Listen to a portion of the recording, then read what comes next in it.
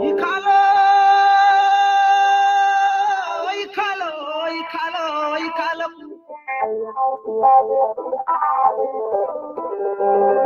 يكالو خلص كالو نبجع كالو يقدلون أنتل كايم ترى كايم درخل بالكان تاجم الله عمل كايم عتوم سلولو نادونا فحدنا بيريو نادونا فحدنا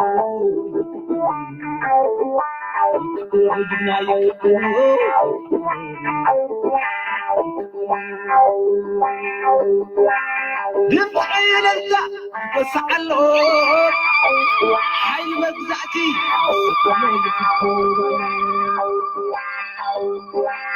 هيا من اساي اركب جناق بدنا عزلت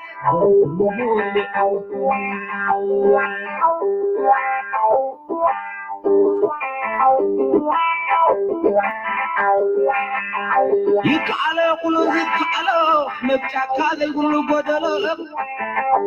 أنت الكايم تركهم درو كل إيد كان تايسا جمالو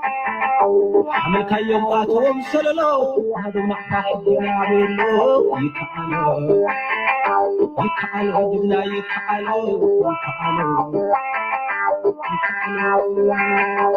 عمل قابل توزا كابتا مزدب نقطو مدكعتين الدبتب نتراس بتسامدي اللازب يكعلو خدبي زبزب يكعلو خدبي زبزب حمد بينا دون خركب يكعلو حمد بينا دون خركب عرض حراس حرماز عرض نمبا عرض كيساد والقمر سلام قبره فلكتنا رغيبا سببا ركض بلا المدد مستخبا تخطي من نقوق علبا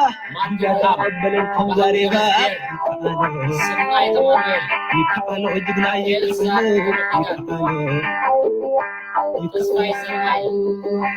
يمسعي للتا يقصعلو حي مجزعتي يقصعلو يفكوبالو هيا من قصاي أركب جدنا بنانا عطنت وريكم اللي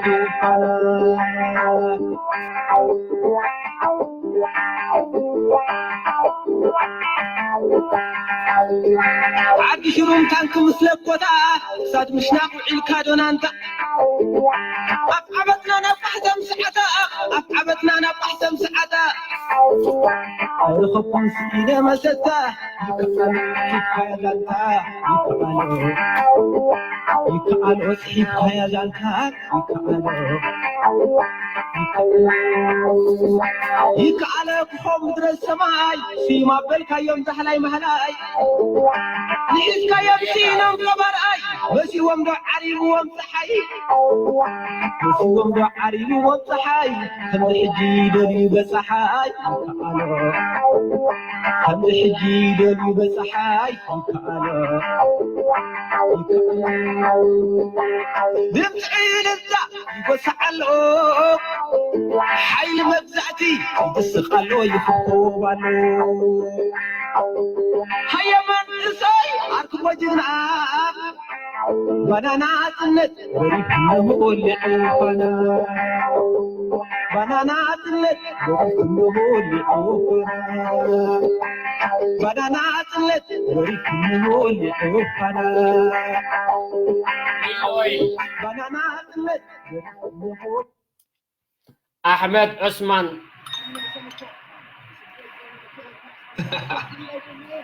ግርማ ያዕቆብ ነጋሲ ፍትዊ ባድመ ሰናይት ባሊሆ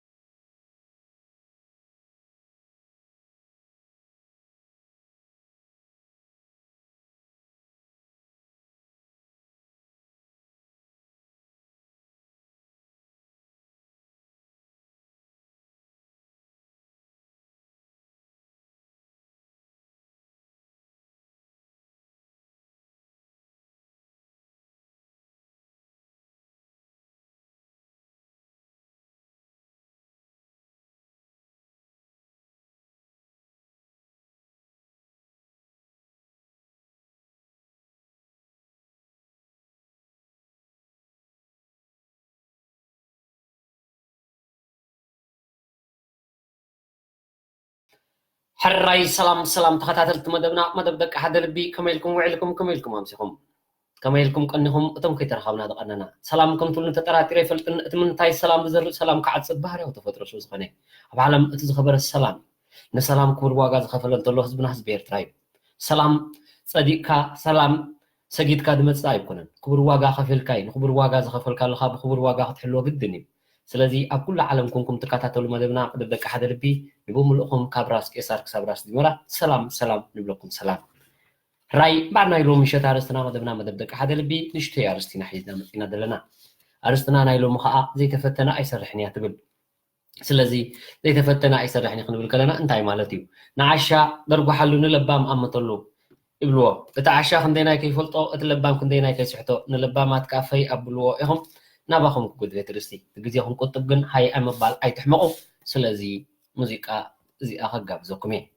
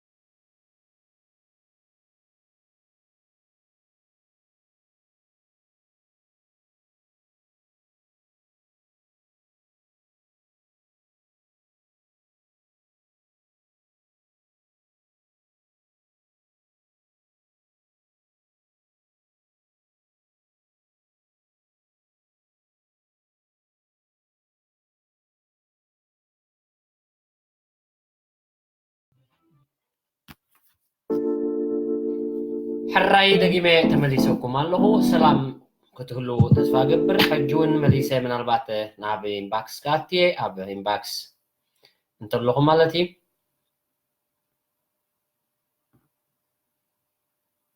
أوكي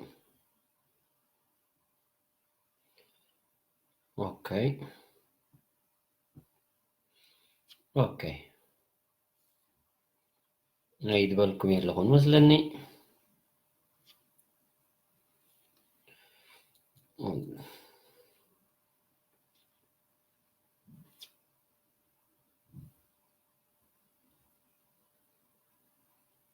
الراي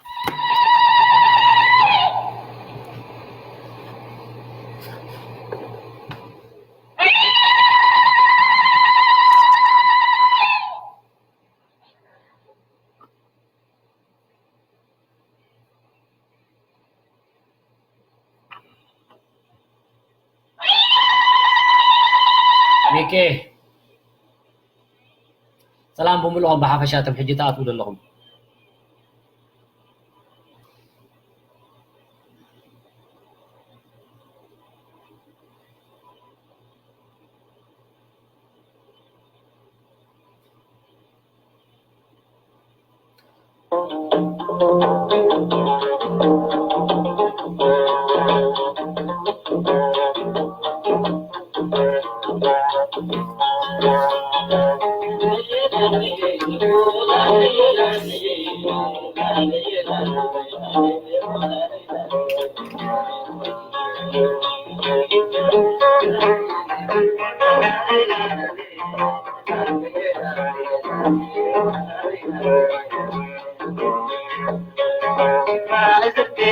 كشفتني من بيتها سبنا الله اللي كنت وعقبال بيتها وعقبال بيتها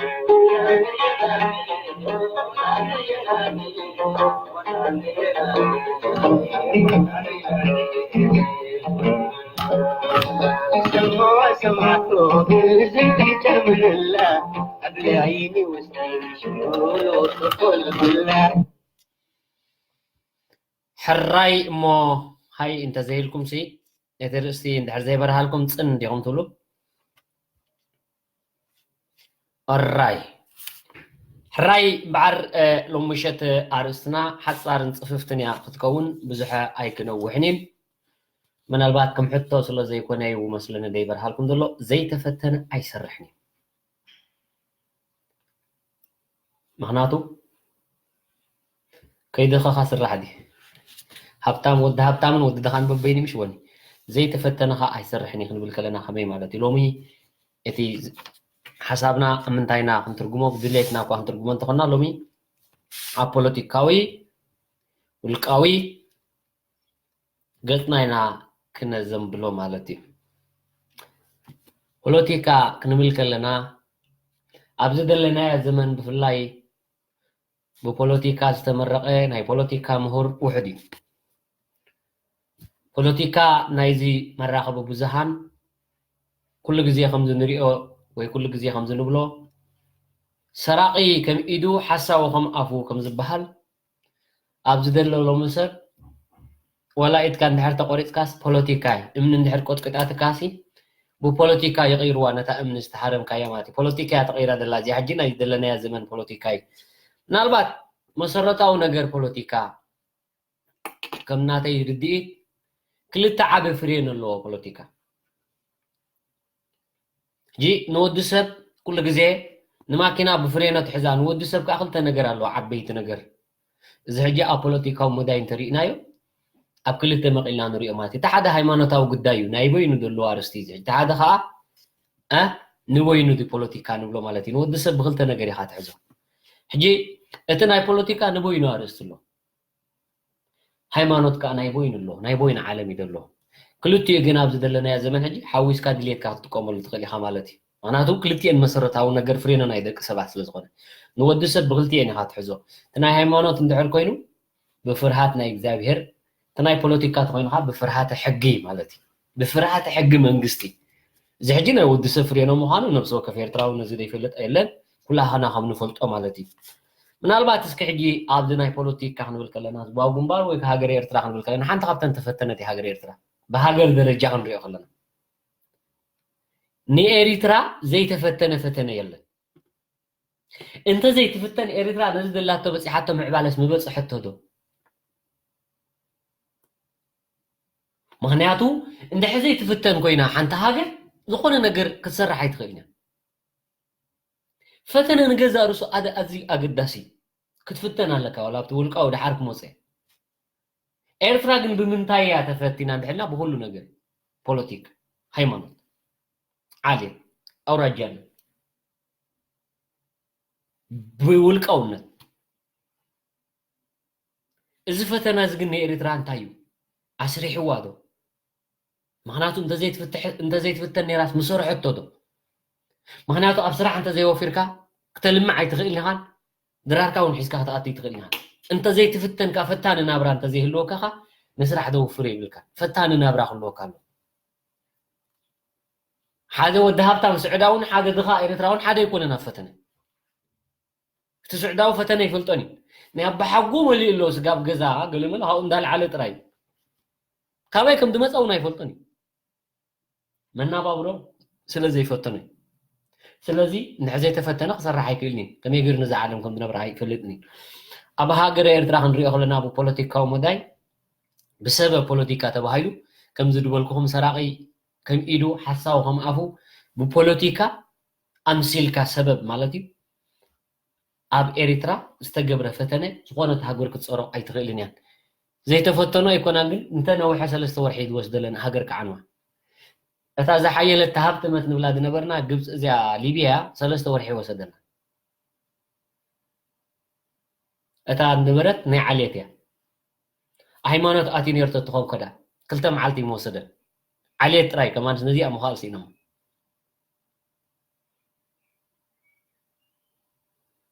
ዓልየት ንሕር ኣቲ ነርቶ ትኾን ኣውራጃነት ኣቲ ነርቶ ትኾን ቀቢላነት ኣቲ ነርቶ ትኾን ክንደይዳ 3 መዓልቲ ይወስደላን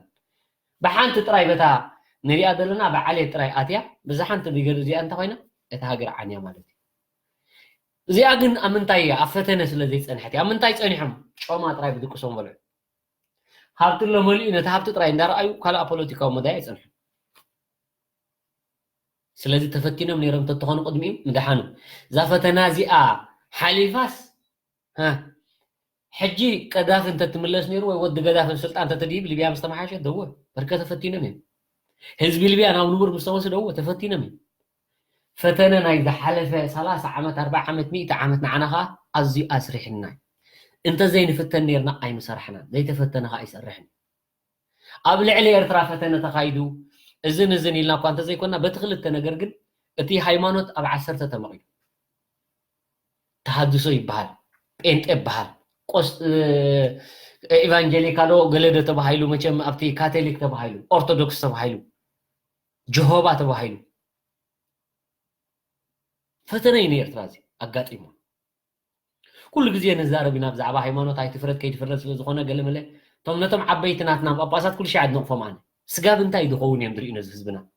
تم تقول دلو نمنتاي ديرو حزبنا حنسا ما قد انتحراري خاص تعمي حجيكن ساعات اخيلو اب إريترا زنبره فتنين هايمانوت درجاناي 7 عامات 8 عامات حجي تقاهيدو بدرجه هايمانوتو كا بمستير كتحازم تنبرو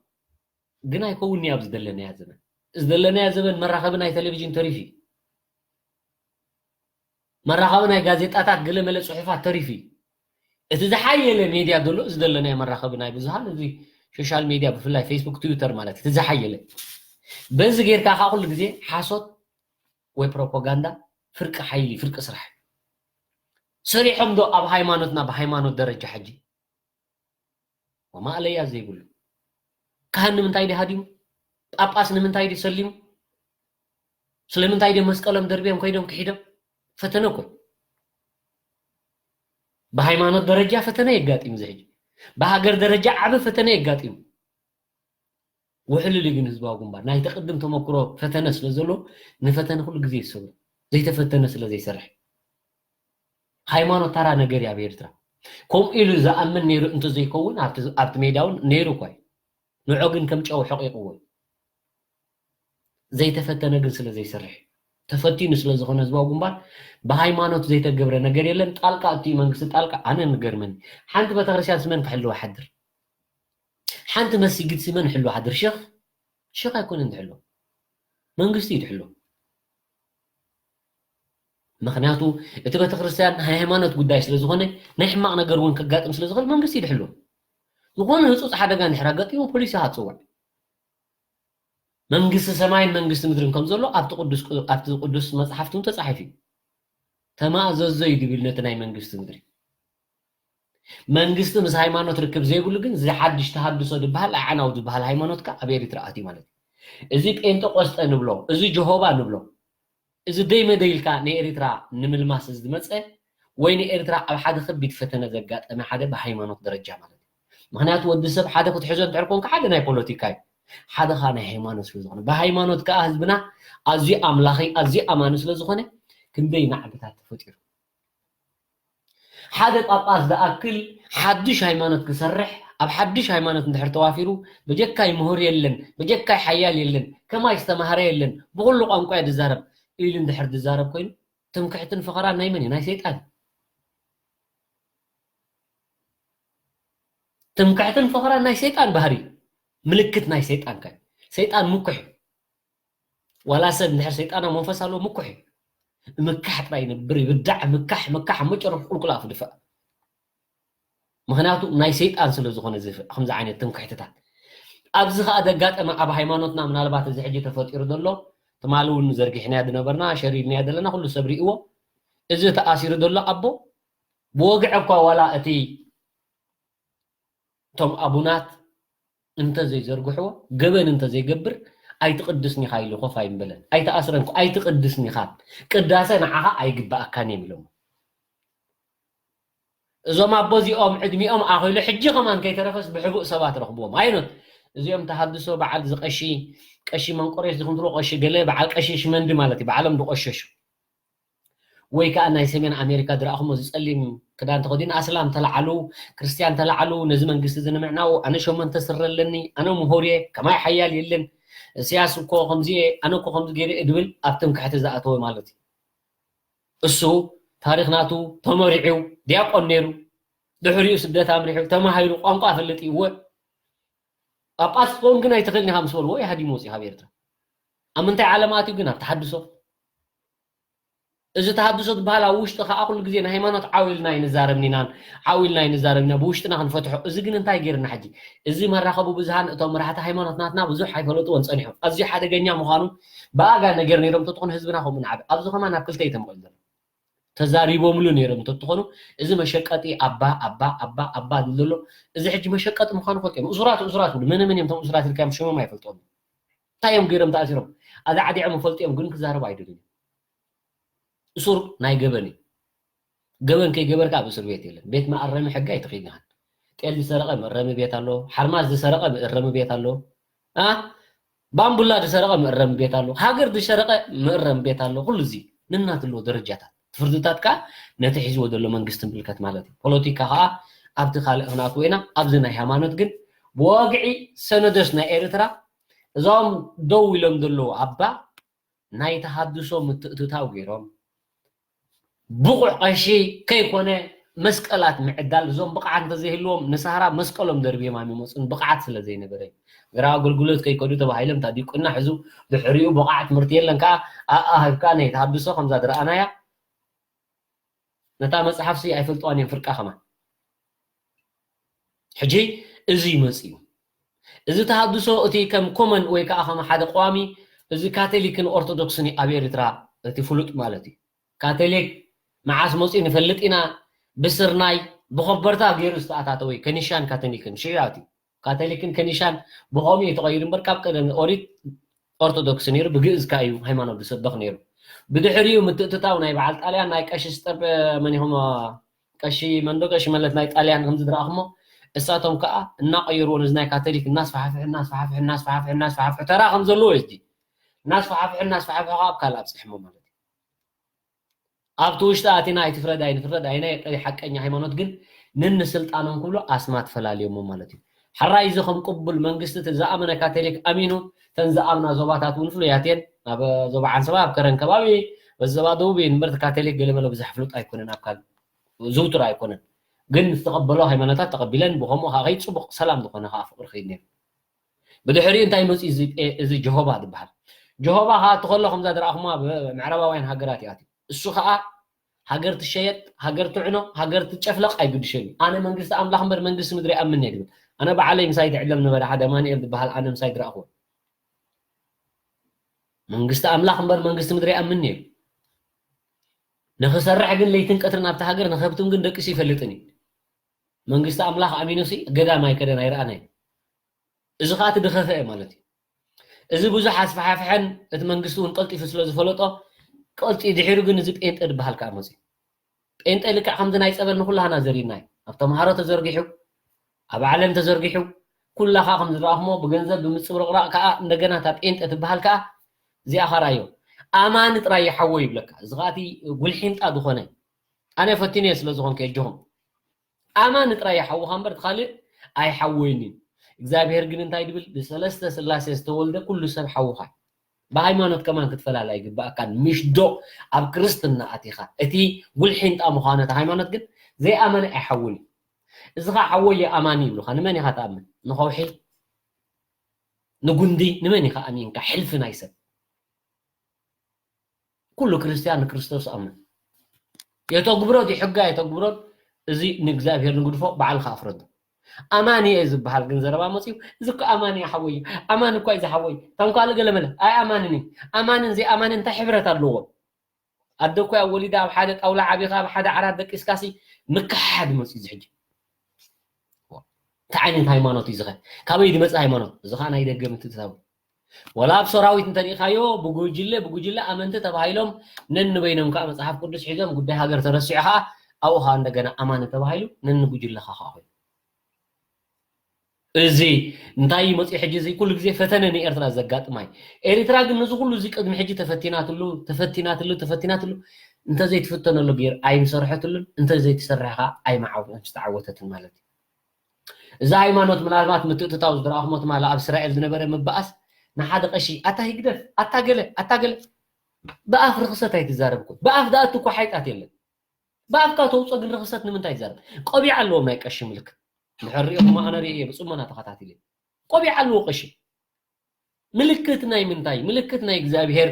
ዝምህር ወይ ከዓ ቃል እግዚኣብሔር ዝምህር ኮይ እምበር ካልእ እኮ ትርጉም እዮም ተቆቢዕ ኣታ ሓሳቡ ይግደፍ እንዳ መርዓ ከይድካ እንዳ ውራይ ከይድካ ትባርኽ በትሮማክስ ውልዑ ነይሮም ኣቦታትና ትዝገርመኩም ተማቅሽሽቲ ካህናት በትሮማክስ ውልዑ ኣብቲ መርዓ ናይ ወዶም ዝብልዎ ማለት እዩ ኣቦነብሶናቶም ናይ ወዶም ኮፍ ኢሎም ሓድር በትሮማክስ ውልዕ ኣይ ሳዕስዑ እምበር ስዕሳዕ ኣሎ ኣይ ፍቐድ ግን ንደቆም ንክብሪ ኢሎም ምስ ደቆም ዝነብሩ እቲ ሃይማኖትኩም እንዳለ ብፍቅሪ ዝነብር እግዚኣብሔር ከዓ ተፋቐሩ ኢሉ ብፍቅሪ ዝነብር ነበር ሕድገታት እንዳግበርካ ንቐሽኻ ነገር ንምንታይ ዳ ኩሉ ትእብሶ ቅረ ክብለልካኒ ሎሚ ግን ቃል ኪዳን ከይቆረብካ ኣይትምርዖን ኢኻ ቅዳሴ ዝበሃል ናይ እንዳምን ማሕበር እዩ እዚ ናይ እንዳምንታይ ኢሊ እንዳምን ክኤልዲ እንዳገለዲ ካበይ ድመፃኹም ካህናት ኢኹም ካበይ ድመፃኹም ተልክዮም ከዓ ድፈልጥዎ ይብሎም ኣቕሽሽቲ መስቀል ሒዞም ጥራይ ኣቕሽሽቲ እዚ ሕጂ ከምቲ ትማል ዝረኣኹም ኣብ እስራኤል ንሃገር ዝፍትን እዩ ነቶም ኣብኡ ዝነበሩ ኣባ ኸማን ኣይሓፈርዎምን የለን ምክንያቱ ክብሪ ናይ ሃይማኖት የለን ፍርሃት ናይ እግዚኣብሔር የለን ስለዚ እቲ ፍርሃት ናይ ምንታይ እዩ ኣብቲ ህዝቢ ከዓ ፍርሃት ከምዚ ይሓድር ገይሮም ንምንታይ ህዝቢ ካብ ሃይማኖት ፋሕፋሕ ክብል ነንሕድሕድ እዩ ኣብዚ ዘለናዮ ክልተ ሃይማኖት እዩ ዘሎ እቲ ሓደ ናይ ኢየሱስ እቲ ሓደ ከዓ ናይ ኢየሱስ እንተኮይኑ ሓደ ደጋፊ ሓደ ተቃዋሚ ተባሂሉ ብሕብረት ናይ ምንባር ተኽእሎ ዝነበሮ እቲ ሓደ ካልእ ሕጊ የፅድቕ ናይ ተሓድሶ እቲ ሓደ ከዓ ናይ ብላይዶ ናይ ሃይገለዶ ይተሎ እዚ ሕጂ ሓደ ካብቲ ፈተነ ንህዝቢ ኤርትራ ዘይኮነስ ንመንግስቲ ኤርትራ ዘጋጠሞ ኣብ ህዝቢ ኤርትራ ከዓ ዝሰረፀ መንግስቲ ኤርትራ ግን ነዚ ተቋፃፂሩ ኣብ ኤርትራ ከምኡ ኢልካ የለን ምክንያቱ ተቋፃፂሩ ኣብ ደገ ግን ነዊሕ ስለ ዝኾነ እቲ ኩርማይ ስጋዕ ድበፅሕ ይድንጉ ውዒሉ ሓዲሩ ግን ሕገ መንግስቲ ኣይተርፍን ናዕብታት እናገበርካ ነዚ ሃገር እዚኣ ንምብታን ነዚ ሃገር እዚኣ ንምፍታን ከዓ ዘይተገብረ ነገር የለን ዘይተፈተነ ግን ኣይሰርሕን ተፈቲና ኤርትራ ወፂኣቶ ዶ እወ ሰሪሓ ዶ እወ እዚ ናይ ፖለቲካ ንብሎ ሕጂ ካልእ ከም እንታይ ይበሃል ኣብቲ ሃይማኖት ከዓ ምንታይ ኣትዩ ኣውራጃነት ከዓ ስኽፍ ክብለኩም ይብሉ ኣውራጃነት ኣብ ክልተ ዞባ ደቡብ ዞባ ማእኸል ተባሂሉ ተፈልዩ ዘሎ ዝሰክፈኩም ነገር ገለ ሲክሚክ ኣይትበሉ ኣብዚ ዓለም ክትነብሩ ሓንቲ ግዜ ጥራይ ምርጫ ምረፁ ሓንቲ ሓቅፍቶም ኣብ ክልተ ዞባ ደቡብን ዞባ ማእኸልን ከዓ ተፈልዩ እቲ ሓደ ናይ ሓማሴኒ እሱ ከዓ ንመንግስቲ ዝድግፍ ኢሎም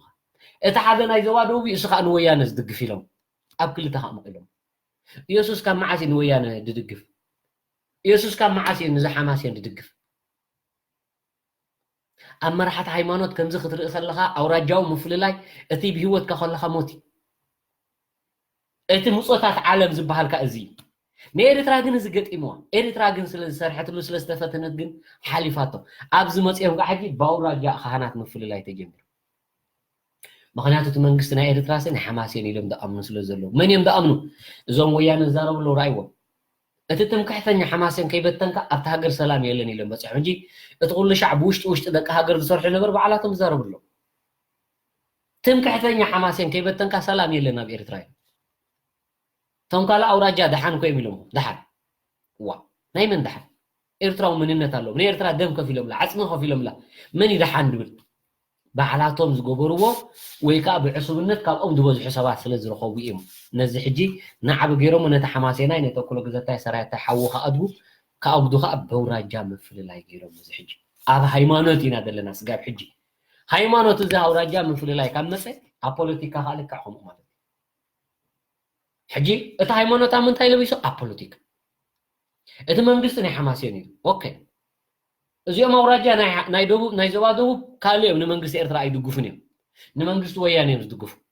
እዚኦም ከዓ ንመንግስቲ ሻዕብያ ድግፉ ተባሂሎም እቶም ኣቕሽሽቲ እቲ ናይቲ ካብ ኢትዮጵያ ኮይዱ የምፅእ ታቦት እቲ ከዓ ካብ ኤርትራ ኮይዱ የምፅእ ሓንቲ ሃገር ናይ ገዛ ርሳ ሕጊ እንድሕር ኣለዋ ግን በቲ ሕጊ ናይቲ ሃገር እያ ክትመሓደር ዘለዋ ቤተ ክርስቲያን ኣብ ትሕቲ ሃገር እዩ ዝመሓደር ሕጊ ናይ ቫቲካን ኣብ ትሕቲ ጣልያን ይመሓደር ወይ ኣብ ትሕቲ ፓታኒካውን ማሃርካ ይመሓደር ሃይማኖት ግን ማር ካቶሊክ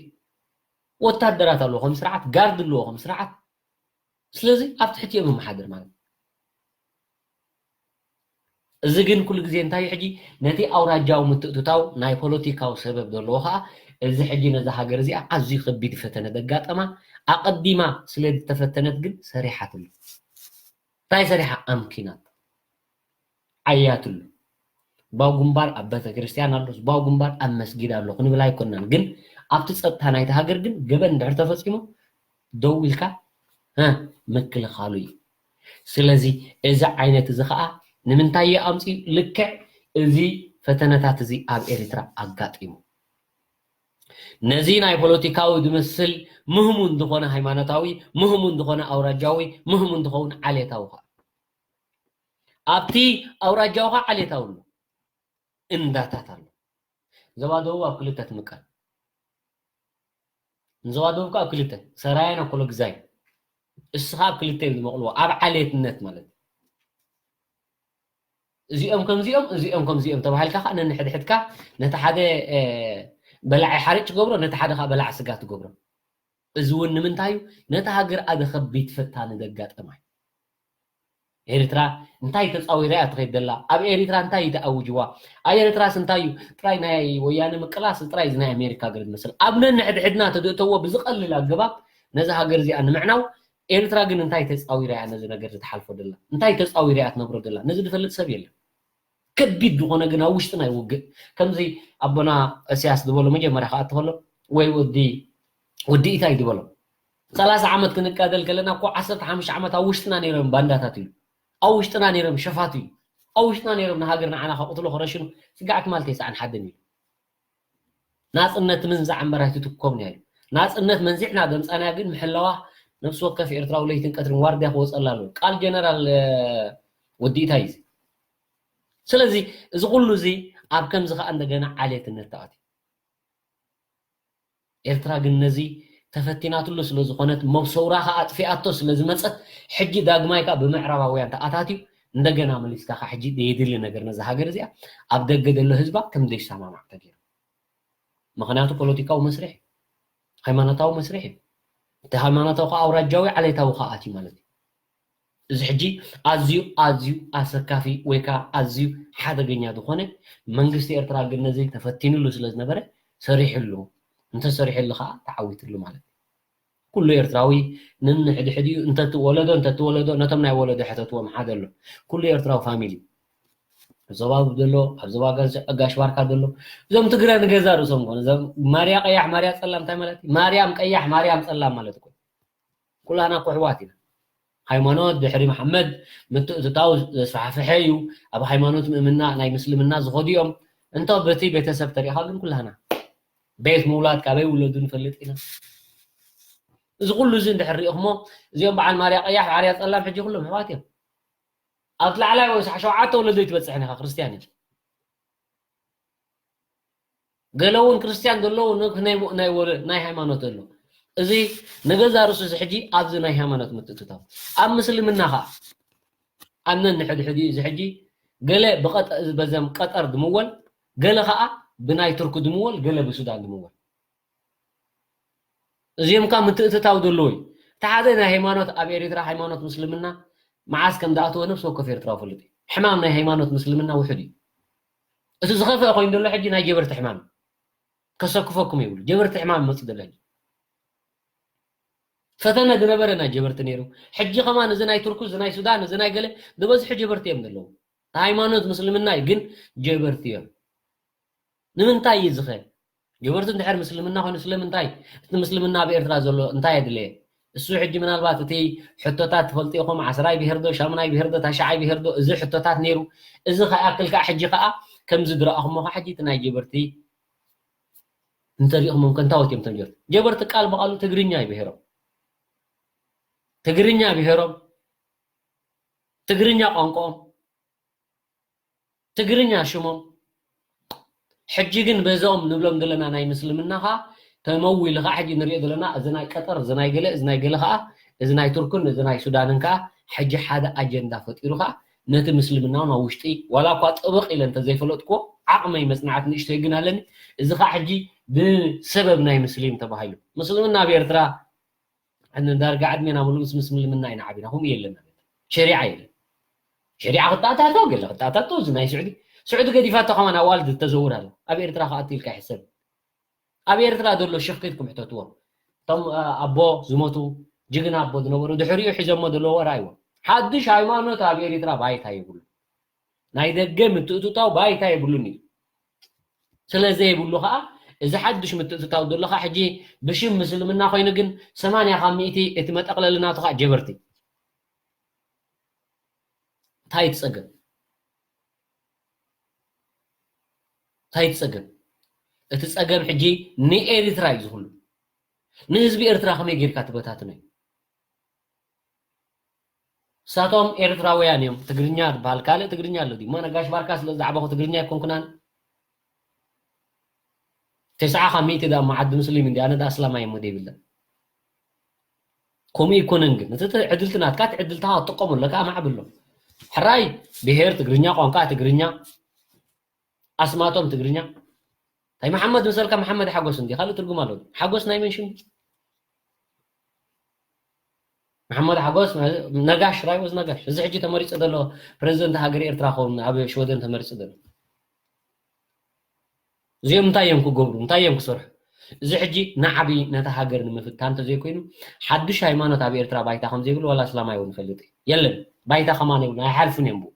نتا هاجر جن كمي غيركا تبتاتنا كبيت فتنه سلازغاطما انت زي تفتني را إرترا خا اي مسرحتلن امي عيتلن مخناتو زي سرح زي تفتن اي سرحني سريحو خا عوتني دي سرحي خم دعوت كاخت امن لكم مالتي زون نجزا رسو عمق إلى قاعدة زي فلوتكو زون أب إرترا فشليو سون زيد اللي من تتاو كله بهرات من مسرات كله زيد اللي قلة مقبار كله كونكونيا دلو أبز من قصة خاطية بقولون نحرسون يحكمون كم أبتدي نبرة نعبي أبزي نحنا بعلنا نخفله ما نخفله بيت مرتتات أبز تخافلينا أوالدنا خشفنا اللو وا ديكو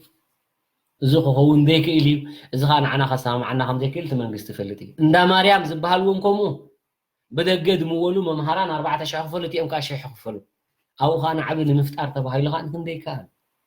نقول له من قست دن عصوص قبل ما سلالو هو قد قبله سلام درخيبة حزب هو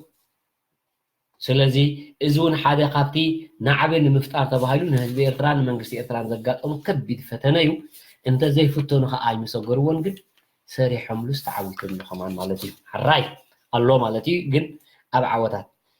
إذا فتنتات عليت نقوله حجي من البات كل جزء أبناء بوليتيكا أتينا خنري أخلنا عليتها هو مخانتاي مالتي مبرات هايلة أبا برهانة تسفا يرجع إريتراو من النتالو أي حدا مالو سعادة عتم له أبي عليتكم أبي ينبههم أبي ينديهم عبايكم من نشمة إذا عليت محتات تادلي ولده تادلي نعم قال ذلك نالبات قوال كتحت تخون كاب نالبات سدرابيت كي تخون تزيكون كمان كان ترجم دلو يكون شو عطوا ولدهم سبز حقاقة مرعوس بزخون كاب قدينا هتحت عدمنت بحال خبيت بحال قال ملك تزيكين أبي إريترا أب صنعاء دلا أو محجر دلا أب قارورة دلا أب عسم دلا كل حنت سدرائنا نفالتنا ولدنا توالدنا حنت سدرائنا يفلينا يلن عالم نزس لزفلت أتيا كل جزية خاء قبل علينا فتنات حجي إذن عليتك أنا وينو كم تري ودلهم ليتن كترن كح دول أوكي أبزي ناي سوشيال ميديا دقات منا خاء با أي تدول من هاودي دوزلها أبزي ناي سوشيال ميديا هاجراون دقات منا دلهم فتنة خا تاي مسل فتنة هاجراونت انتاي مالتي هاجراونت عليت الندي هاجراونت أوراجا الندي هاجراونت قال بقالو نفلطو دينا هاجراو خدكون سنتاي تقبر لك بملحسكا إيرتراوية مبال هاجراو خدكون مجمرة قدم قدادم كاب هايمانوت ناسخون مخناتو هايمانوت نايقلي كاب أوراجا ناسخون أوراجا شم مصوعي كاب عليت ناسخون عليت مبقولي أي نفس وكف سب عليت ديقول ليل كاب زحرهون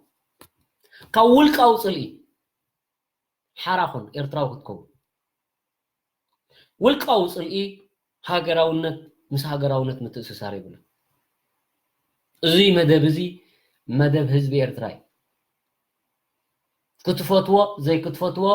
أب عليت اندحر توافر كونكا وي أب أوراجا اندحر كتوافر كونكا بفنش أخاخ الصفو يدلك إز مدب إرتراي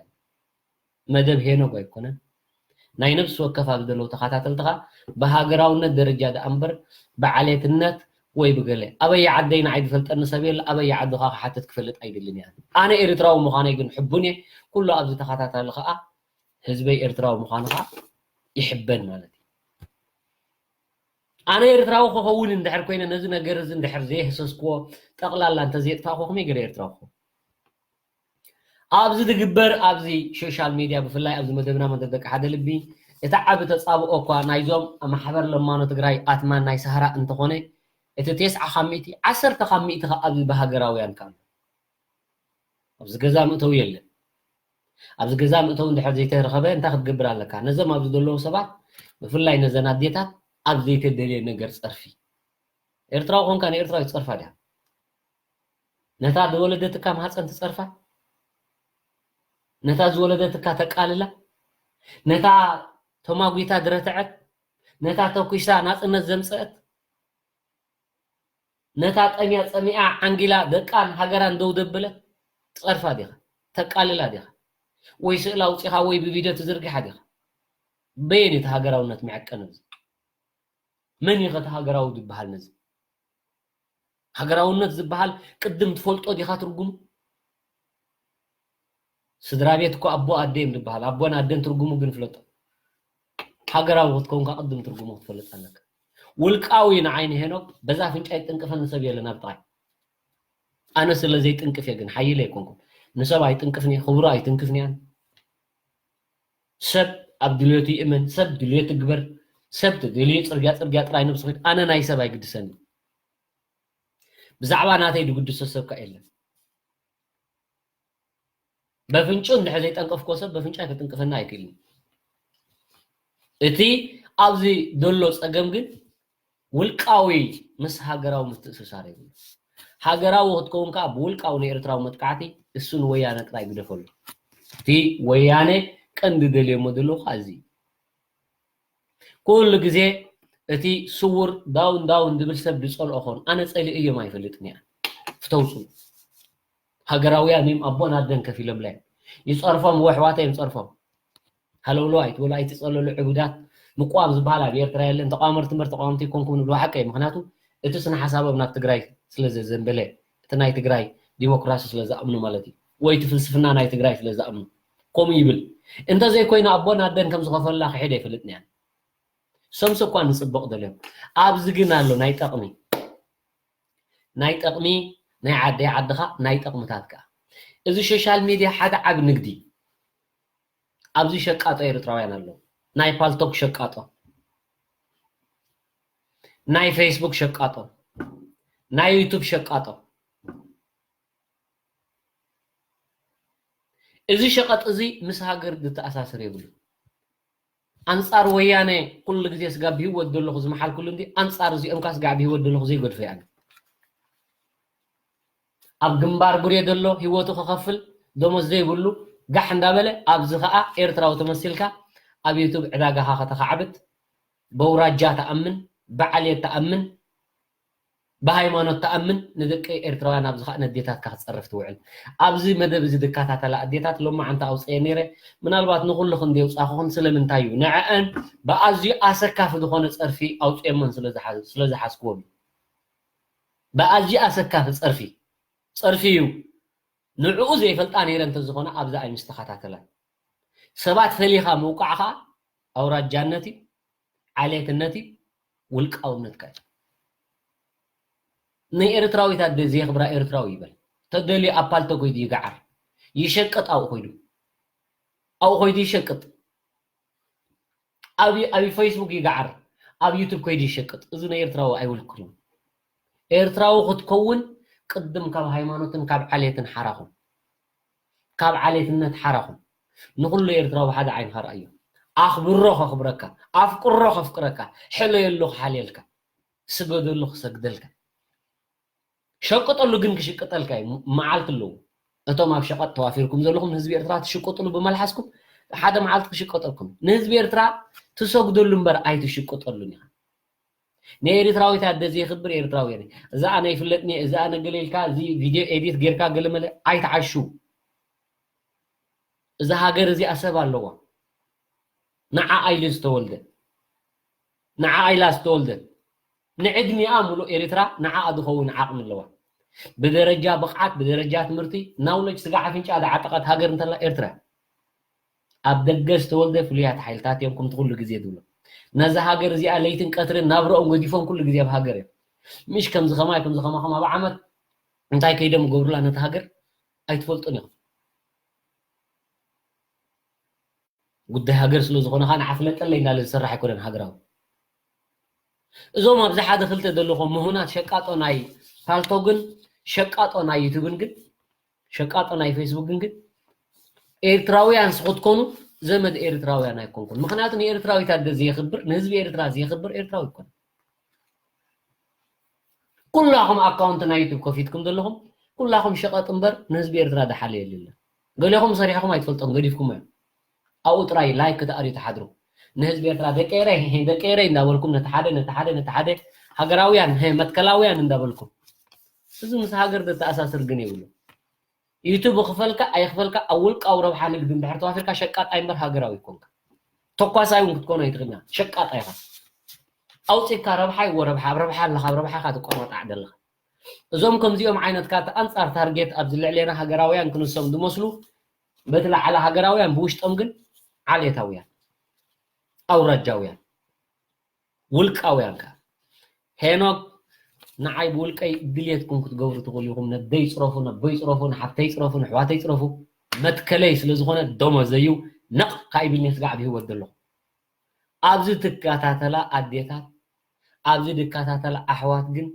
ደይ መደልኩም ሓደ ጀንዳ ናትኩም ሒዝኩሞ ዘለኹም ንዕአን ፈሊኻ ምጥቃዕ ዘይተፈተነ ኣይኮነን ኣብዚ ገዛ ፈልጥ እየ በዓል ኣባሽ ጓሃላይ ሓሳውኒ ዓለም በዓል ወዲ ሰሎሞን በዓል በረኸዲ በዓል ግልድ ክንደይ ፈተነ ዝተኻይዱ ንውልቃውያን ሰባት ካብዚ ክእለ እዩ ተባሂሉ በቶም ሃገራውያን ዝመስሉ ብውሽጦም ከዓ ውልቃውያን ኣብዚ ተፈቲኑ እዩ ዝገዛና ዘይተፈተነ ነገር የለን ምክንያቱ እዘን ኣብዚ ዘለዋ ኣዴታት ከምዚ ከምኦም ኣይኮናን ከውርያ ከምዚ ከምኦም ኣይኮናን ክሕስዋ ሃገረን ብዛዕባ ሃገረን እከታተላ እዘን ኣብዚ ዘለዋ ኣሕዋትኩም ነዚ ዝገዛ እዚ ግን ፅልኢ ናይ ሄኖክ እንድሕር ኣሎ ንሄኖክ ምፁ እንዶ ገዛ ኣነ ዝቕመጠሉ ትፈልጡ ኢኹም ኣነ ዝነብረሉ ትፈልጡ ኢኹም ንዓይ ንሄኖክ ዘይፈልጥ የለን ጭሩ ክሕተቱ ውልቃው ለኩም ምፁ እንዶ ዝገዛ ወላ ተቃዋሚኹን ወላ ደጋፊ ዓድመኒ ወይ ከዓ ክዕድመከም ዓቕሚ እንተለኩም ማለት ብውልቃው ንዓይካ እዚ ከምዚ ናትኩም ናይ ሸቐጥ መደብ ኣይኮነን ፍተዋ ፅልእዋ በፍንጫኹም ክስርስረኩም ኣሎ እዚ ገዛ እዚ ገዛ ውልቃውያን ገዛ ናይ ረብሓ ሸቃጦ ገዛ ናይ ሃይማኖታውያን ገዛ ናይ ዓሌታውያን ኣውራጃውያን ኣይኮነ ፍተውዎ ጽልእዎ እዚ ገዛዚ ገዛ ሃገራውያን ሃገራዊ ክትከውን ዓሌትን ኣውራጃን ኣወግድ ሃይማኖት ኣወግድ ውልቃው መጥቃዕት ኣወግድ ሃገራዊ ክትከውን ካብዚ ነዚ ከይ ሓጸብካ ነፍስኻ ከይተሓጸብካ ነፍሲ ሰብ ተሓጸብ ኣይባልን ኣብ ዓይንኻ ዘሎ በሰር ከይረኣኻ ንሰባት ሃገራዊ ንቕሓት ቅድም ንቓሕኹን ውድብኩን ንቑሕኹን ኩሉ ስኻ ትገብሮ ጽረይ ቅድም ብውሽጥኻ ጽረ ብደጌኻ ጽረ ብውሽጥኻ ካልእ ብደጌኻ ካልእ ኖ ብኸምኡ ሃገራዊ ዝበሃል የለና ሃገራዊ ክትከውን ድሕር ደሊኻ ግን ኣነ ብውልቂ ክስቶም ዋላ እኳ ክብል እንተ ዘይደለኹ ሸቃጦ ናይ ዩቱብን ሸቃጦ ናይ ፓልቶግን ሸቃጦ ናይ ፌስቡክን 34 ስማት እንዳገበርኩም ንሃገራውያን መጥቃዕትኻ ኣብዚ ሓደ ኣዝዩ ናትኩም ታርጌት ጌርኩም ዘለኹም እንተ ዘይፍተን ነይረ ግን ኣነ ነዚ ዓወት እዚ ከመስግቦ ኣይክእልን ትፈልጥዎ ዘለኩም ህይወተይ ከይተረፈ ተፈቲነ ብህይወተይ ብኣኹም ብዓጋመን ብገለ እንተ ዘይፍተን ኣይምስራሕኹም እንተ ዘይስራሕኻ ኣይምስተዓወትኩም ኩላኹም ኣለኹም ኢለኩም ኢኻ ነዚ መደብ እዚ ክዕኑ ነዚ መደብ እዚ ሰንከልከል ከብል ዝሓስብ ሰብ ሕሙም ጥራይ ዕቡድ ፈጻሚ እምበር ጀማሪ ከም ዘይኮንኩ ክጅምር እንከለኹ ኣነ ብወግዒ ኣነ ፈሪመ ዳኣተኽዎ እዩ ኣነ ክገድፎ እንተኮይነ ኢለኩም እየ እዛ ድረኣናያ ጉሪላ ተባታቲናሲ ኣብቲ ገምሃሎ ከይደ ላይፍ ክመሓላልፍ ኣለኒ እዚ ናተይ እዩ ናይ ሃገር ጉዳይ ካልእ ዘለኻ ናይ ካልእ ጉዳይ ስጋዕ ግን ናተይ ፕላን ናተይ ኣብ መንጎ ምፁእ ኣውራጃውያን ምፁእ ዓሌታውያን ምፁእ ውልቃውያን ምፁእ ነዚ ገዛ እዚ ንቕንቕ ከብል ኢሉ ድሓስብ እንተኮይኑ ኣይኮነን ንስኹም እቲ ዝገጀፈ ባጀት ዝተመወለ ሚልዮናት ዶላራት ነዚ ገዛ ምዕናው እቲ ዓጋመ ኣብ ሽረ ኣብ መካባቢያ 360 ኣትዩ ዘሎ ነዚ ረብሪቡ ዝገደፈ ገዛ ኣይትድከሙ መሰረታዊ ዓወትካ ኣብ ዕላማኻ ምጽናዕ ምዃኑ ስለ ዝፍልጥ ንዕላማይ ንመትከለይ ንቕ ክብሎ ዝኽእል ሓደ ኣውራጃዊ ሓደ ሃይማኖታዊ ሓደ ዓሌታዊ ከዓ ኣሎ እንድሕር ኮይኑ ንፉሲ ዋላ ነዘን ሕዋተይ ኣዴታተይ ትጸርፎ ዘለኹም ብህይወት ስጋዕ ዘለኹ ህይወት ትኸፍል ኣነ ነዘን ኣዴታተይ እውን ሓደ ሰብ ፅንፂ ዓይኒ ከንፍረ ኣለና ናይ ፍቅድን ሓደ ሰብ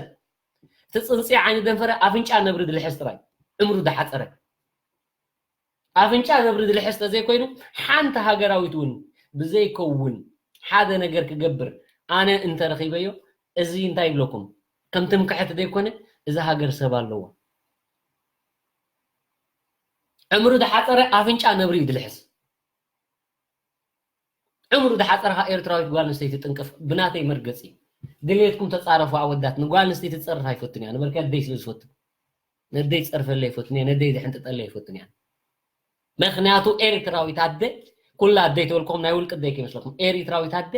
ጠሚያ ፀሚያ ዓሪቓ ንውላዳ ጠሚያ ፀሚኣ ሽልማታ ሸይጣ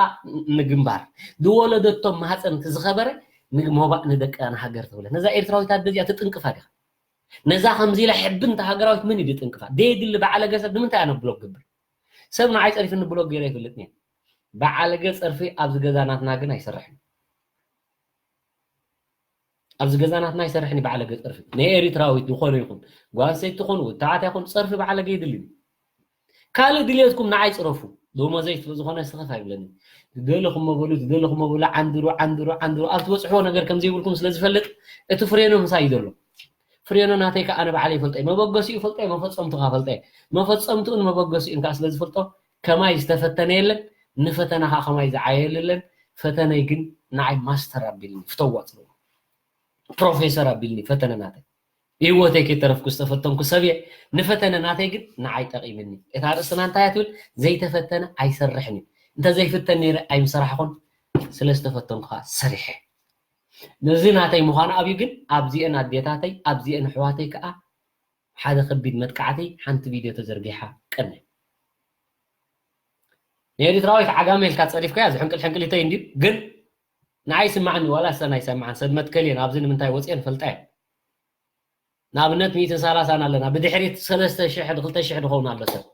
ድሕሪ 3 ሰዓት 4 ሰዓት ተሪእስ ክንዱይ ሰብ ቪውስ ገብሮ ስለ ዝኾነ ስለዚ ብድሕሪት ኣሎ እዚኦም ቅድሚ ግንባር እዮም ዝበሃሉ ክትፈልጥዎ ዘለኩም ንፀርፊ ድልዋት እየን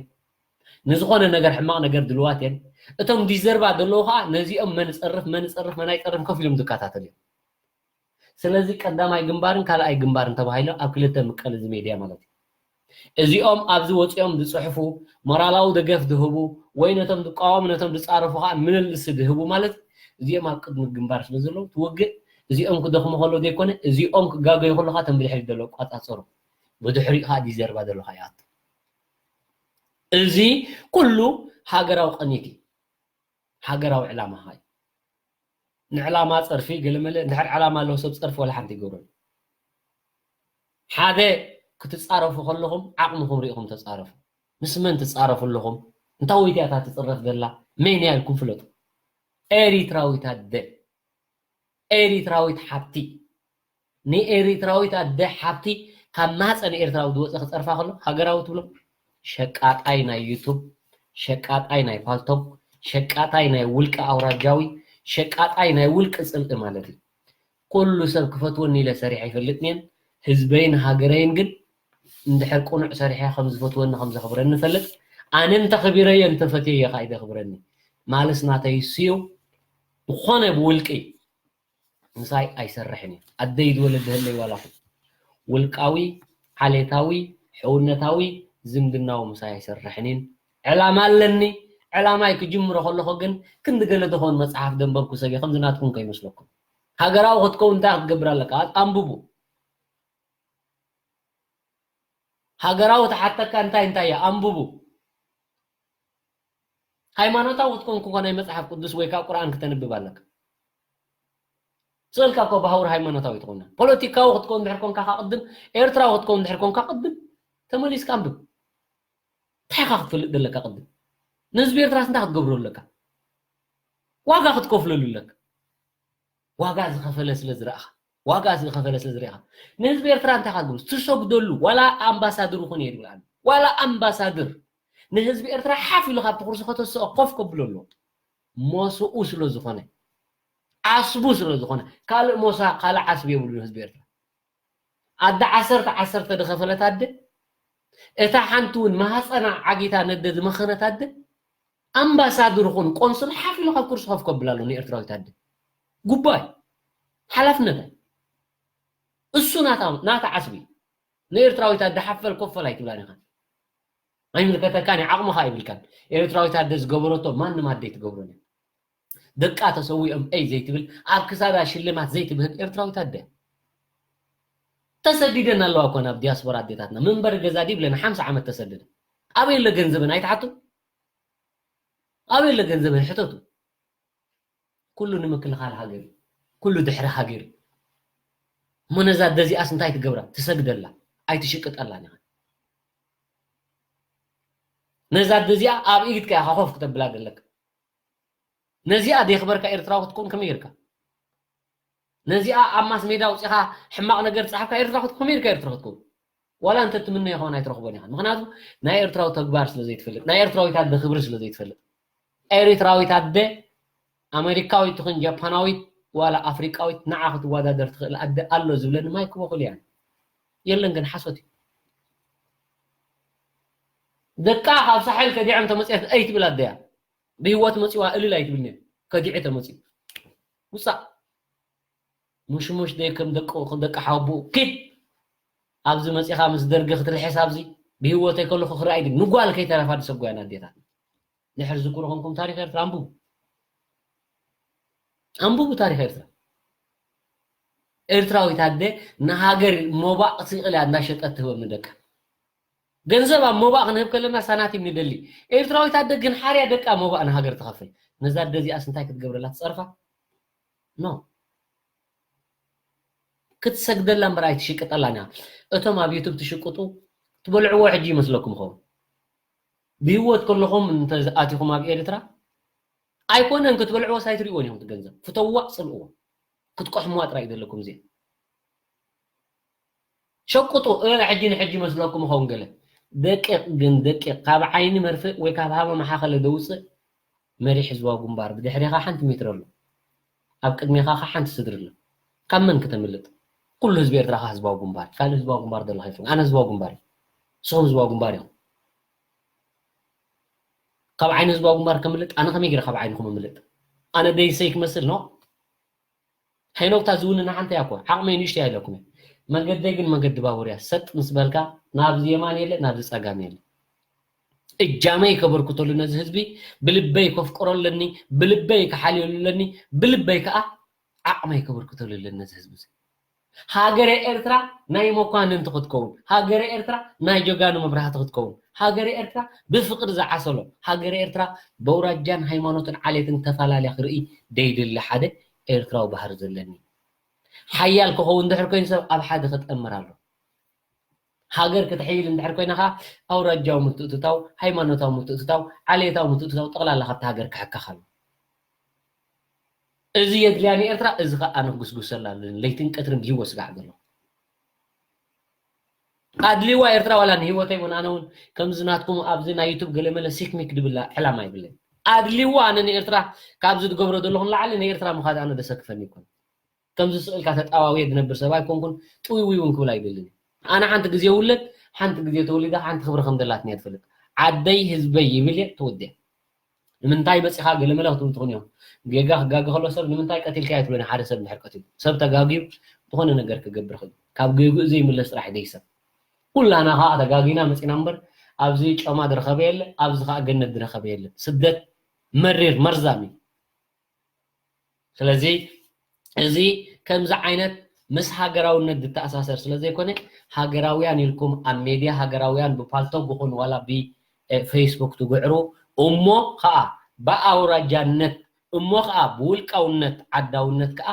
ኣብ ከምዚ ዓለም መጥቃዕቲ ኣብ ልዕሊ ኤርትራውያን ኣዴታት ወይ ኣብ ልዕሊ ኤርትራውያን መንእስያት ምክያድ እዚ እቲ ናይ ወያነ ዝቐለለ ናይዚ ደሞዝ ከቢድ እዩ ክትረኽብዎ ኢኹም ግን ጓልኩኒ ወድኹኒ ሓፋስያ ብሓፋሳ ከዓ ስጋ ብሂወት ዘለካ ጥንቅልዕት ድቅሰየልካ እንድሕር ትሓስብ ኣለካ ሓሻኻ ዋላ ወዲ 87 ኩንቲ ሰነድ ሕሉፍ እዩ ኮለላይ ትበሉ ኮለላይ ትበላ ትበፅሕዎ ነገር ከምዚ የለየን ብወግዒ ኣነ ክነግረኩም ብወግዒ ኣነ ክኢለ ኣነ ከምዚ ኣነ ቤት ፅሕፈት የሰርሕ ኣነ ከምዚ ከምዚ ባላ ይሰርሕ ዝዋ ጉንባር ባው ጉንባር ናይ ሕሉፍ ዝገበርካዮ ጅግንነት ርኡ ሃገር እናሸጥካ ሃገር እናቋመጥዓኻ ሸለል ዝብል መንግስቲ ከይመስለኩም ባው ጉንባር ናይዛ ሕጂ ይድሪ ሕጂ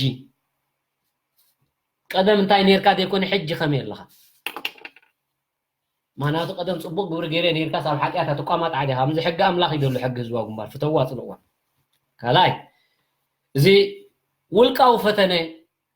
እዚ ውልቃዊ ፈተነኻ ፈተነ ውልቃዊ ምስ ሃገራዊ ፈተነ ኣይጋጠምን ብሃገራውነት ክትፍትኖ ንሰብ ፅቡቅ እዩ ብውልቃውነት ክትፍትኖ ግን ከቢድ ውልቃዊ ንዝኾነ ይኹን ንዓይኒ ሄኖክ ዝኣበስክዎ ድሓተና ኣካል እንተሎ መፅኡ ኣብ ገዛይ መፅኡ ብፕራይቬት መፅኡ ኣብ ዝደልዮ ንዓይ ክቆፅረ ንኽእል ከምቶም ኣብ ቀመሽ ኣዲኹም እናሸንኩ ዝኸይድ ሰብ ኣይኮንኩም ሕጂ እውን ክደግመልኩም ውልቃዊ ንዓይ ዝደልየኒ ጓል ይኹን ወዲ ውልቃዊ ንዓይ ዝደልየኒ ክቆፅረ ንኽእል ኣብ ዝደለዮ ቦታን ሰዓትን ደሊና ካለና ኣብ ከምዚኣ ቦታ ምፃና ጥራይ ይኹን ምሸት ይኹን ቀትሪ ይኹን ወጋሕታ ይኹን እዚ ስቕልካ ውልቃዊ ፅልኢ ኢልካ ግን ነዚ ንምድኻም ነዚ ንምልሕላሕ ከምዚ ከማኹም ረብሓ ስለዘይብለይ ኣብ ሶሻል ሚድያ ረብሓይ ህዝበይ ሃገረይ ስለዝኾነ ምእንቲ ሃገርን ህዝቢ እንተዘይኮይነ እምበር ከምዚ ናትኩም 24 ሰዓት ሸር በሉለይ ላይክ ግበሩለይ 100,000 ተቐቢለ 300,000 ገለመታት ከምኡ ዝበሃል ኣይሰርሕ ኣብዚ ገዛ ሓደ ሰብ ኣሎን 100 ሰብ ኣሎን ሓደ ከምዛ ናይ ኤርቲቪ ነታ ኣነ ክምህራ ዝግባኣኒ ወይ ከም መሓላልፋ ዝግባኣና መሓላልፈ ሸረር ኢለ ትኸይደ ከምዚ ናትኩም ብላይፍ ዶ ብኮሜንት ዶ ብገለ ዶ ሰብ ክፃረፍ ሰብ ገለመለ ኣብኡ ገሙን ግዜ ይብለይን ኣነ ምክንያቱ ኣብ ካልእ ናብራ እውን ስለ ዘሎ ስለዚ ኣብዚ ኣብ ውልቃዊ ፍላይተን ሕዋተይ ብፍላይተን ዋዕሮታት ናይ ሎም መዓንቲ ኣብ ልዕሊኽን መጥቃዕቲ ተኻይዱ ኣነ ኣውፅአክን ዘለኹ ብቪድዮ ገይረ ድንብርፅ ክብለክን የብሉን ስኽፍ ክብለክን የብሉን ኣፍንጫ ነብሪ ድልሕስ ዓስቡ እንታይ ምዃኑ ስለ ዝፈልጥ ከዓ እቶም ዓያሽኻ ኣፍንጫ ናብሪ ኤርትራውያን ዝትንክፉ ዕምሮም ዝሓፀሩ እዮም እሞ ኣጆኹን እዚ ሃገር ሰብ ኣለዋ ንዓዓ ኢሎም ዝተወልዱ ነዲኦም ዘኽብሩ ንህዝቦም ዘፍቅሩ نقول ነገር ካ አለውዋ አለና ያሞ ድምብርጽ ክብለከን ይብልክን ፈሌው ጨክን ምንታይ ገለገለ ሰባት ነታ ቪዲዮ ስለ ዘይራአኽማ ምንታይ ዳይኮም ገይሮ ከይትብላ እዚአን ኣብ ልዕሊአን መጥቃዕቲ ብአውራጃነት በዓልየትነት ስለስተኻየደ እዚ ኸኣ ነዚ ዕቱብ መልሲ ክኸውን ንዕአን ኢለ ባዕለይ ቪድዮ ገይረ ኣብ ከምኡ ካኑ ብዙሕ ነጥፍ ኣይደልን እየ ከምኡ ትገብሩ ኤዲት ትገብርሉ ኣነ ዝሓየር ክበሉን እየን ብከምኡ ገይረ ግን ነተን ሎሙዓንቲ መጥቃዕቲ ዝወረደክን ፉልያት ሃገራውያን ኢለ ይኮንኩን ፉልያት መጥቃዕቲ ዝወረደን ኢለ ግን ንዕኡ ከምኡ ገይረ ኤዲት ገይረ ሰሪደልክን ማለት እዩ ስለዚ ኣጆና ኣጆሆም ኣጆና ኣብዚ ምናልባት እዚ ኣርእስቲ ናይ ሎሚ ምሸት ዘይተፈተነ ኣይሰርሕን እዩ ከማይ ወይ ከም ዝገዛናትና ዝተፈተነሎ እንተይሉ ማይ ክበኽእል እያ ብውልቀይ ተፈቲነ በዚ ሶሻል ሚድያ ተፈቲነ በዚ ነዚ መደብ ንምዕናው ተፈቲና ንዓና ነዚ ገዛ ዝኽዕኑ ዝኽእል ዓቕምን ክእለትን ዘሎ ሰብ ግን የለን ከስምረልኩም ወላ ወዲ መለስ ምፃእ ወላ ወዲ ደብረፅዮን ምፃእ ወላ ወዲ ስብሓት ነጋ ምፃእ ወላ እቶም ኣብዚ ዘለኹም ናይ ዩቱብ ናይ ገለ ኣውራጃውያን ዓሌታውያን ኤርትራውያን ውልቃዊ ፅልእ ዘለኩም ምፁም ኤዲት ከም ድሌትኩም ግበሩ እቲ ኤዲት መን ገይርዎ ሓትነኹም ትበሎ ሓቦኹም ትበሎ ግን ኩሉ ነናቱ መገዲ ስለ ዘለዎ ዕድመ ነዚ ሃገር እዚኣ ዕድመ ንኤርትራዊት ኣደድ ወለደቶም ጀጋኑ ከዓ ስለዚ ከምዚ ሞት መጥቃዕቲ ከምዚ ዓይነት ኣብ ውልቃዊ መጥቃዕቲ ንሄኖክ ተደሊኹም ምፁ ደኣ ኣብ ኣፍንጮ ተንክፎ እምበር ነዚ መደብ ዝኽዕኒ እሞ ነዘን ተኸታተልቲ ከም ዝክገብር የልክ ግን ቅድም ቀዳድም ፍለጥዎ ንመን ትትንክፍ ኣለኻ ነታ ዋዕሮ መጉይታ ዝረትዐት ሰሪሓ ደልምዐት ማህፀና እንቂፃ ሃገር ደልጠጥዐት እያ ምዛደ እዚኣ ምፅራፍ ወምዛደ እዚኣ ምድፍፋር ማለት ኣፍንጫ ነብሪ ምልሓስ ማለት እዩ ብወገናተይ ንሕስያ ድበሃል የብለይ ስለዚ ኣብ ከምዚ ተዋፊርኩም ዘለኹም ሰባት ከዓ ዘይተፈተነ ስለ ዘይሰርሕ 80 ዕፅፊ ናትኩም ከዓ ተፈቲነ እሞ ዝተፈተ ሰነድ ከዓ ኣብ ስራሕ ሰንከልከል ክብል ኢልኩም ከይተሓስቡ ሓደ ካብቶም ዝተፈተኑ ስለ ዝኾንኩ ጓል ትምፃእ ወዲ ትለኣኽ ጓል ለኣኹ ወዲ ለኣኹ ሃገራውያን ኩኑ ኣይትኩኑ ኣብዚ ገዛ ባይታ ይብልኩም በብ ዘለኹሞ ኣብቲ ዘለኹሞ ጥራይ ኮፍ ኢልኩም ቅህም ክትብሉ ተዘይኮንኩም ትገብርዎ ዓቕሚ ነገር የብለን እተ ነብዚ ገዛ እዚ 8 ማዕፆ ኣለዎ ክትኣትዉ ይትኽእሉን ኢኹም ዓቕሚ ከዓ ዘለዎ ሰብ የለን ኣነ መሃሪ የብል ኣብ ጎጉል ኣትዩ ጎጉል ክገብር ክእሊ ኣብ ጎጉል ኣትዩ ገለመለ ወይ ከዓ ስእሊ ኤዲት እዛ ኣፕስ እትብልካ ድሌትካ ኣብ 8 ስእሊ ግበረና ብ50 ስእሊ ኣብ ኣፕስ ዳውንሎድ ጌርካ እዚ ምግባር ኣነ ክኢለ ምባል ንሓደ ሓደ ዓሻ ከምኡ መስሎሞ ከምኡ ዓይነት ኣይኮነን እዚ ቅድም ንፍለጦ ሶሻል ሚድያ ዓብ ውቅያኖስ እዩ ውቅያኖስ ከዓ እንታይ ከም ዘለዎ ምፍላጥ ኣዝዩ ኣገዳሲ ብፍላይ እቶም ኣብ ውልቃዊ ተዋፊርኩም ዘለኹም መጥቃዕቲ እቶም ኣብ ኣውረጃዊ መጥቃዕቲ ተዋፊርኩም ዘለኹም ዕምሩ ዝሓፀረ እንጭዋሲ ኣፍንጫ ድሙሉ ሕሲሞ ዕምሩኹም ዝሓፀረት ኢኹም ትመስሉ ስለዚ ኣብ ከምዚ ሲክሚክ ድበሃል ነገር የለን እሞ ኣጆና ዘይተፈተነ ኣይሰርሕንን ፈተነ ግን ንሃገር ኣበይ በፂሕዋ ርኢና ኢና ብውልቂ ኣብዚ መደብናትና ኸ ኣበይ በፂሕና እውን ንፈልጥ ስለ ዝኾና እዚ ናይ ውልቂ እዚ ናይ ሄኖክ ጥራይ ዝመስሎ ሰብ ክህሉ ክእሊ ዓሻ ሰብ ጥራይ ዝግመይ ድያ ግን ናይ ህዝቢ ኤርትራ እዩ ኣነ እንተዚኣቴ ህዝቢ ኤርትራ ኣብዚ ኣይከታተልኒን ሶም ተዘየለም ከዓ ኣነ ኣይዛረብን እየ ስለዚ እዚ መደብ እዚ ናይ ኩላና ኤርትራውያን ኢና እዚ ኤርትራ ትበሃል ሃገር ከዓ ናይ ኩሉ ሓደ ትርግታ ልቢ ዘለዎ ካብ ኣውራጃ ናፃ ካብ ዓልየት ናፃ ካብ ሃይማኖት ናፃ ክኸውን ኣለዎ እዚ